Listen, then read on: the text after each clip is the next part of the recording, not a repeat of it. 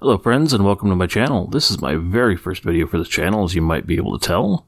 In this video I wanted to explain a method I use to help determine what is and what is not reliable information. In this day and age, misinformation gets thrown around like confetti at the Thanksgiving Day parade, and it exists literally everywhere, from YouTube, social media, TikTok, politics, churches, and even the news media, which we're supposed to be able to trust. In this channel, you'll often hear me refer to this misinformation as bullshit. Hence the bullshit detection kit I'm about to show you. The use of the word bullshit by most people, I think, would mean something to the effect of nonsense used to be misleading or deceptive, but I add a bit more to it. I'm fond of a quote by Abraham Lincoln in a letter written to Alan Ford. I believe it is an established maxim in morals that he who makes an assertion without knowing whether it is true or false is guilty of falsehood, and the accidental truth of the assertion does not justify or excuse him. What Abraham Lincoln was saying here is that using misleading arguments or assertions is dishonest, even if the assertion happens to be correct. I think good old Honest Abe was onto something with that. For this reason, I define bullshit as nonsense used to be misleading and or deceptive, even if the conclusion happens to be true. As I mentioned before, bullshit has run rampant on every platform that's able to support it. And just like actual bullshit, the more of it you're exposed to, the more normal it smells. Bullshit seems insignificant at first, but is never really insignificant. It prepares people to receive even more bullshit that resembles it, and weakens our resistance to other bullshit. It gradually lays out a framework that eventually manifests in overt action, and that action is almost always harmful, either to oneself or to others. Throughout the course of this channel, you'll likely see how a lot of these bullshit peddlers are gradually grooming and training people to buy into greater bullshit structures, and you'll be able to see how these piles of bullshit are hurting people. And so with that, and without any further ado, I'd like to introduce you to the method I use to detect bullshit. I should, however, point out that this method isn't mine. You can find these methods all over the internet with a quick search. The method is, to a small extent, modified by myself. Usually this method is used to detect science denial in particular. However, as you'll see throughout the course of this channel, it can be used to detect any brand of bullshit. This method is referred to by its acronym, FLIC, spelled with two C's rather than the CK at the end. The F stands for fake experts, either being or referencing people that convey an impression of expertise without possessing any actual relevant expertise. The L is logical fallacies, arguments where the conclusion doesn't logically follow from the premises. I stands for impossible expectations. These are demanding unrealistic standards of certainty before accepting a premise, often exploiting the probabilistic nature of science. The first C is for cherry picking. This is selectively focusing on data that appears to confirm one's position while ignoring other data that contradicts that position. And the second C is for conspiracy theories. This is proposing that there is a secret plan to implement some nefarious scheme, such as hiding the truth or perpetuating misinformation. I'm going to go through each of these in more detail in this video. But one thing you might have already noticed is that most of these are actually all logical fallacies, even though logical fallacies is listed as one of the categories. You're not wrong. However, I like them separated apart like this because it makes it easier to spot the specific tactic a person is using. I think it's helpful in practice. I'll try to use some examples where it is appropriate when these tactics were used on me. So if at any point you feel like thinking, that example is just ridiculous, no one would actually say that, just know that these are things that have actually been said to me either in person or online. Part 1. Fake experts. The first part of FLIC is fake experts. The use of fake experts can be particularly effective toward people who aren't able to spot them. I'll give a brief list of some of the common hallmarks or red flags of a fake expert in this section so you can spot them. And I'll even show you some of the tactics that involve fake experts. A fake expert almost always has an authoritative attitude. A person that speaks in absolutes is a person that shows they don't understand the nuances of a subject. When people do this, their goal is to make themselves appear intelligent or appear as an authority on a subject. Conversely, a real expert will focus on the subject matter itself. Number 2, a fake expert won't say, "I don't know." Instead of displaying intellectual honesty and admitting when there's a gap in their, or human, understanding, a fake expert will instead provide misleading information, fabricated information, or will attempt to dodge the question entirely. On the other hand, a real expert will admit a gap in their knowledge and even display curiosity and excitement about it. Number 3, a fake expert is afraid to go off script. A fake expert will often have pre-thought out and pre-packaged answers to certain subject matter. This makes it very difficult for them when the conversation turns in an unexpected way. They will do what they can to steer the conversation back to the realm where they are prepared. A real expert, on the other hand, will most likely have knowledge, even on the nuances of the subject, because they actually matter to them. If they don't know, they'll admit it, as mentioned before. Number 4, a fake expert, above all, wants to appear intellectually superior. When listening to a fake expert, it quickly becomes clear that their main goal is to appear intellectually superior to others in the conversation. A real expert, on the other hand, tends to be a natural teacher, educating the others in the conversation as well as the audience about the subject. In other words, a fake expert will attempt to push everyone else down, while a real expert will attempt to lift everyone else up. Let's discuss some of the common tactics used regarding fake experts. Appeal to false authority. Those that are familiar with logic will likely recognize this tactic. Appealing to a false authority, in a nutshell, is citing an alleged authority as evidence in an argument when that alleged authority is not really an authority on the facts relevant to the argument. A very common example of this are celebrities being used by marketers to push diet or health products, even though celebrities in question very rarely have any relevant knowledge on the subject. Bulk fake experts. Bulk fake experts is citing large numbers of seeming experts as evidence for an argument, such as saying there are several scientists that are Christians and trying to pass that as evidence that the Bible is historically accurate. Magnified minority. The magnified minority tactic is attempting to magnify the significance of contrarians as evidence for an argument. For example, saying 30,000 Americans with a science degree believe that global warming is a hoax. That number may seem like a lot if the person saying it doesn't reveal that there's something to the tune of 10 million Americans with science degrees. Fake debate. A fake debate is presenting science and pseudoscience together in the form of a debate or discussion. This tactic is done a lot in journalism, when a program has people from both sides of the subject on to discuss a topic. This tactic creates an appearance where the subject matter is actually worth debating, effectively causing the real expert to inadvertently lend credibility to the fake expert. When done in the media, this trick even has its own name, false media balance. Part 2, logical fallacies. This category is where we get a lot of the meat and potatoes of the flick system. It can take some work to get used to, but with a little bit of determination, this can be the ultimate tool to protect yourself and even push back against bullshit.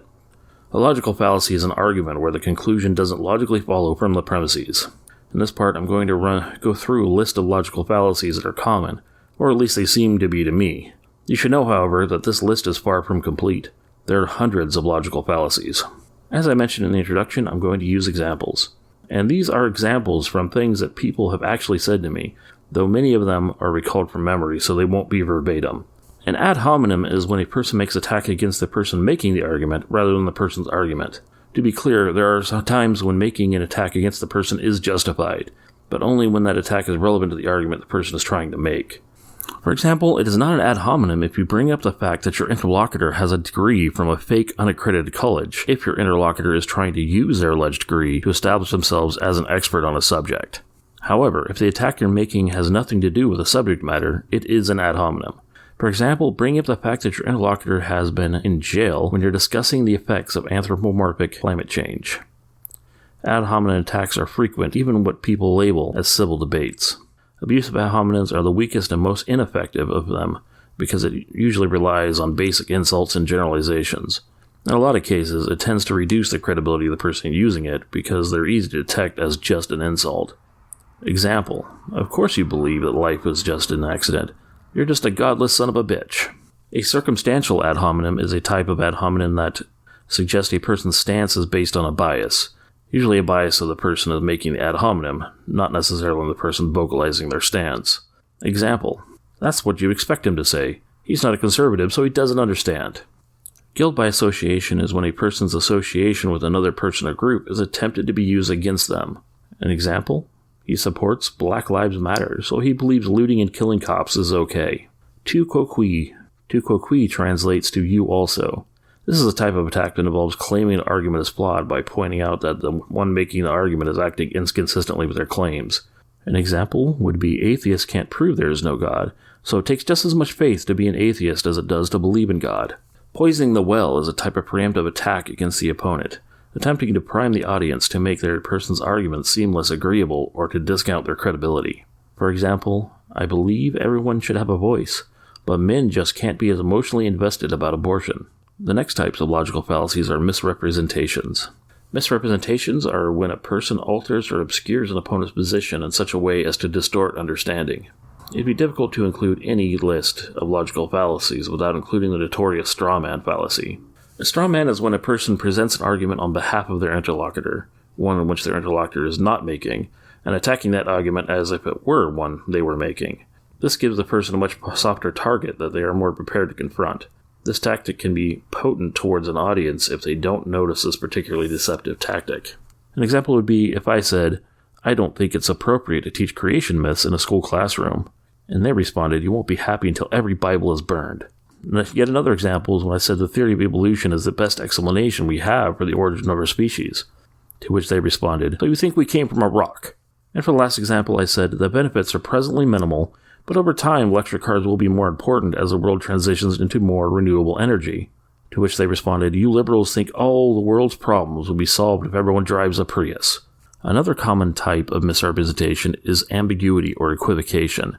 This is using ambiguous language in order to lead to misleading conclusion, often by equivocation, which is using words or phrases that have multiple meanings as if they mean the same thing.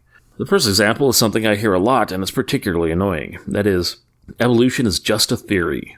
This exploits the confusion about the word theory, which has a very different meaning in science than it does in colloquial language. Another example would be is, if we have such a good understanding of the universe, we should know exactly how it began. A good understanding doesn't necessarily mean that we know everything, such as its origin. Another category of logical fallacies is oversimplification. Oversimplifying situations is an easy and common tactic to distort understanding and lead to erroneous conclusions. This fallacy is so common that it has about a dozen names. A false dichotomy is presenting two options when other possibilities exist, or implying that one of them is correct, when both could be true or false. This fallacy is commonly used because it can be very deceptive if you don't watch out for it. An example would be, either evolution is true, or God created life. Another example would be, if you want to have a better public education system, you have to raise taxes.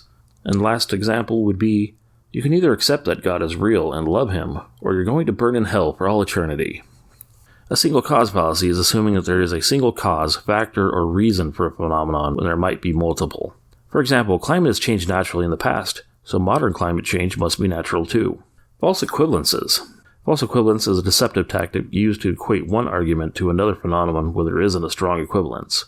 One such type is a false analogy. This is a fallacy that involves assuming that since two things are like in some way or ways, they are like in some other respect, when they are in fact not. One example would be, DNA is a set of instructions, just like a computer code is. Since computer code has to be designed, DNA has to be designed too. Another example would be making people register their guns is like the Nazis making the Jews register with their government. Another type of false equivalence is the false balance. We already discussed the false balance in the first bit about fake experts. This is when it's assumed that there's some sort of middle ground in an argument when there isn't one, or when it's presented that there is a valid debate to be had on the subject when there isn't one. As an example, news media will present anti-vaccine activists alongside actual medical professionals and present it as though the efficacy and safety of vaccines is still an open discussion. It isn't. Part 3. Impossible expectations. Those that are trying to peddle bullshit almost invariably tend to demand unrealistic or even impossible expectations of certainty before accepting a premise. This is often even despite the fact that they require very little of the same certainty on their own conclusions. A very common tactic here is moving the goalpost. Moving the goalpost is when a person, after being given sufficient evidence or a valid argument, will instead demand more evidence instead of conceding or accepting the evidence. Part 4. Cherry picking. Cherry picking is another deceptive tactic used by those who have little or no evidence on their side of the argument. It involves selectively focusing on data that appears to confirm one's position while ignoring other data that contradicts that position. For example, if astrology isn't real, how can you explain all the times my horoscope predicted my day? Or, one of my favorites, the climate data shows that global warming stopped in 1998. Anecdotes is using personal experiences of others, or isolated events and attempting to pass it off as compelling evidence.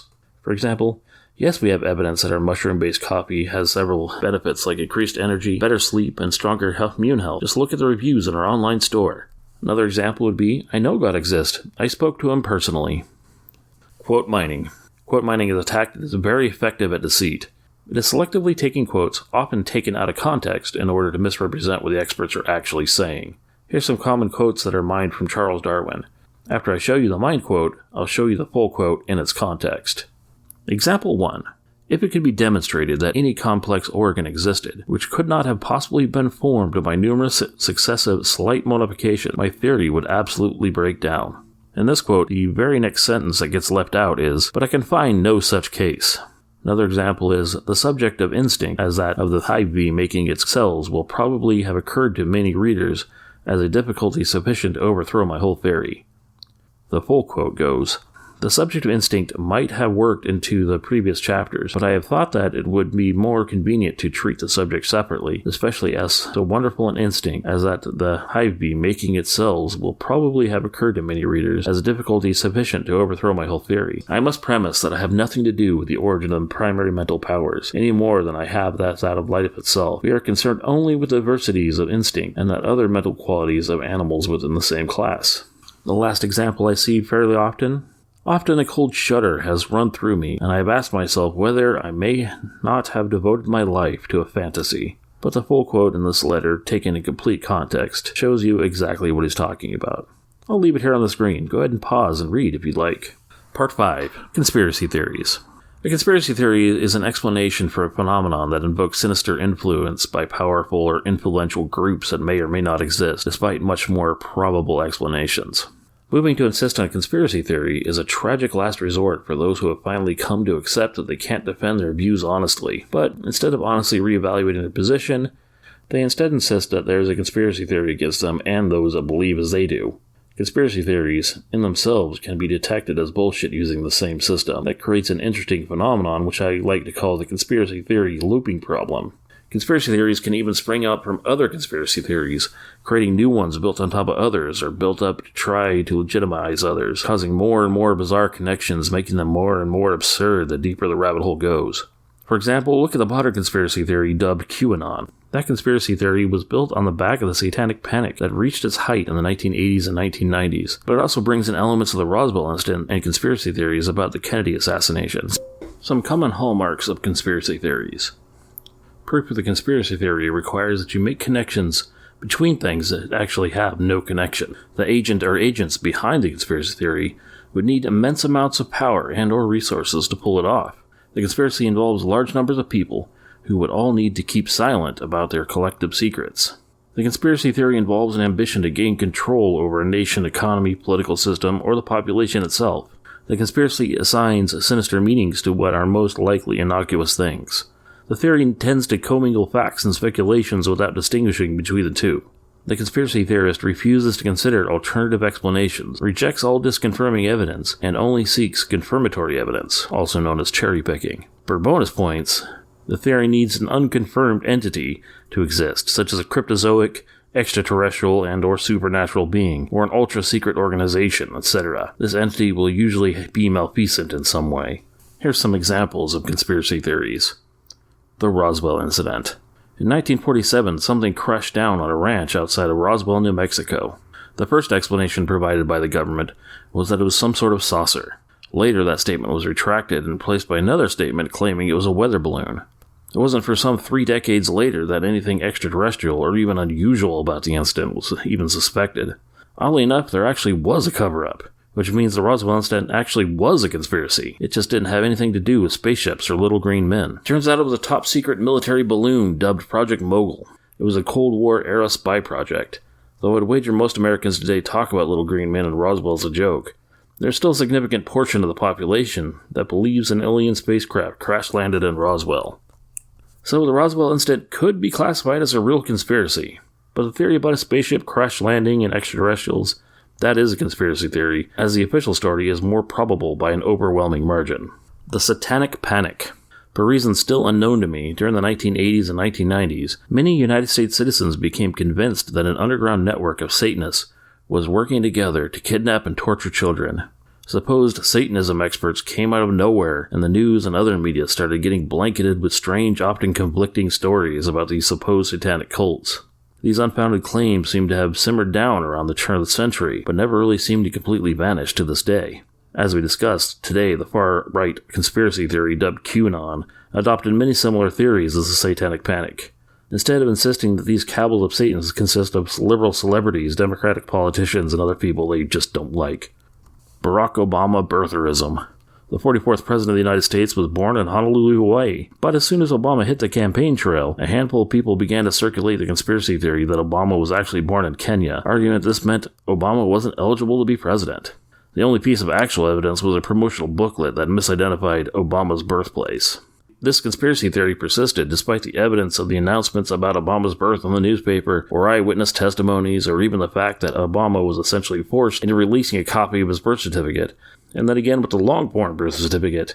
And even so, these allegations against him persisted, and they still do to this day. These are just a few more red flags that you might see when you're watching or reading things.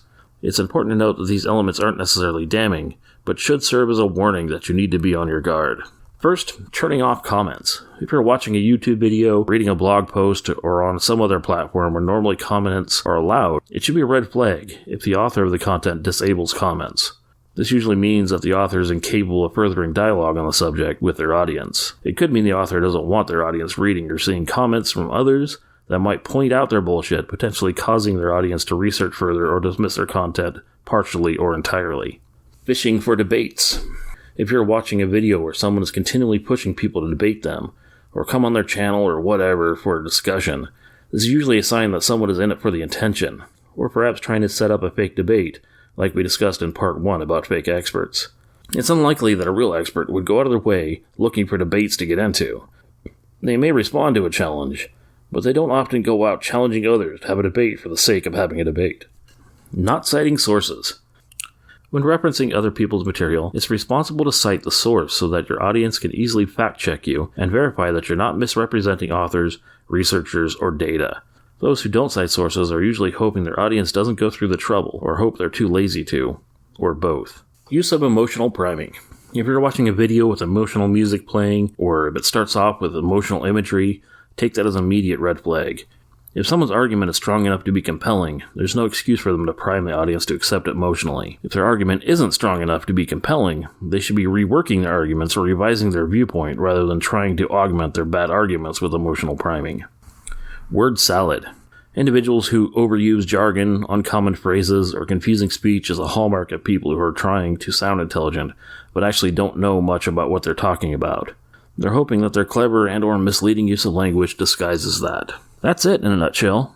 This is the system I use to identify bullshit. Like I said in the introduction, this system wasn't designed by me. I honestly am unsure of its exact origin. If you know where it came from, please let me know in the comments so I can give credit where credit is due.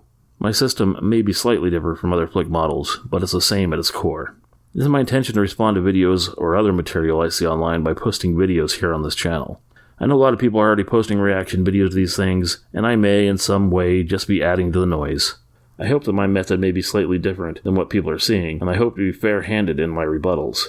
I don't intend to argue with people by arguing for my own viewpoint, but instead call out bullshit peddlers and the tactics they use to hopefully help minimize their impact. I thought that to support that mission, it would be fair to first post a video showcasing the exact methods that I will be using to analyze their content. If you like this video and would like to see more content, you can subscribe to this channel. Liking the video would also help make this content available to a wider audience. And please, share it on your social media so this message can be available to all people in your life that might be susceptible to misinformation hucksters, so that they might arm themselves to resist the modern influx of bullshit. Until next time, stay skeptical.